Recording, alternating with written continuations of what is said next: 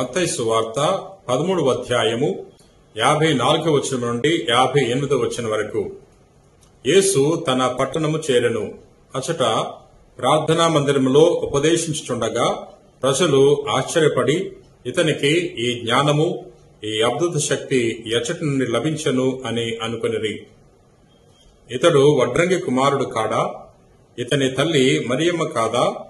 యాకోబు, యేసేపు, సీమోను, యూదాలు ఇతని సోదరులు కారా?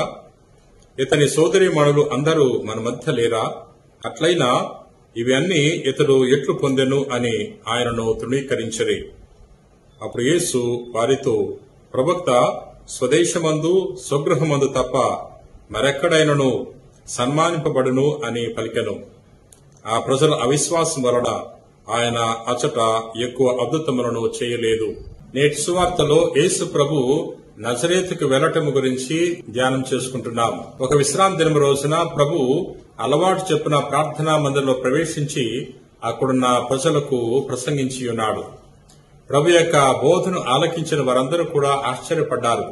ఇతనికి ఇంత జ్ఞానం ఎక్కడి నుంచి వచ్చింది? అద్భుత శక్తి ఏ విధంగా తాను పొందుకోగలిగాడు? ఇతడు మన మధ్య పెరిగాడు కదా, ఇతడు వడ్రంగి కుమారుడు కదా, మరియమ్మ కుమారుడు కదా, అనేక సహోదరులు సోదరీమణులు మన మధ్య ఉన్నారు కదా, అట్లయితే ఇంత జ్ఞానము ఎలా పొందుకున్నాడు అని వారందరూ కూడా ఆశ్చర్యపడి ప్రభుని తిరస్కరిస్తున్నారు. వారు ప్రభుని తిరస్కరించారు కాబట్టి ప్రభు వారికి ఎటువంటి మేలులు చేయలేదు. ప్రియ సహోదరి సహోదరులారా, వారు ప్రభుని చూసి అసూయపడుతున్నారు.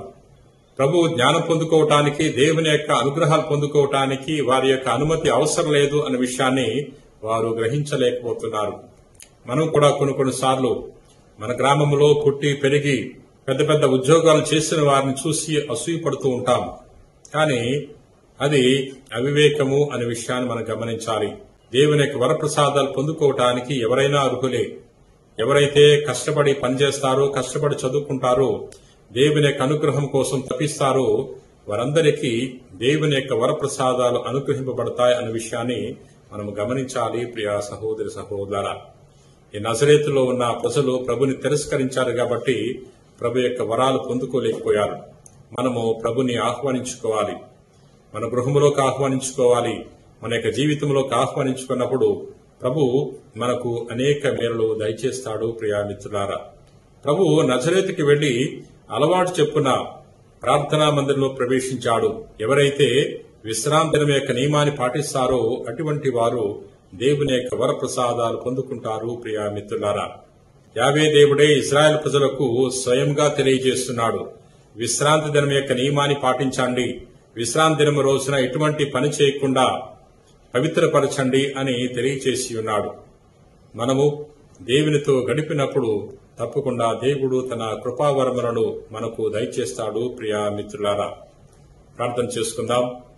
ప్రేమ కలిగిన ప్రభువా, దయగిన సర్వేశ్వర ప్రభువా, నేను స్తుతిస్తున్నాం, మహింపరుస్తున్నాం, ఘనపరుస్తున్నాం.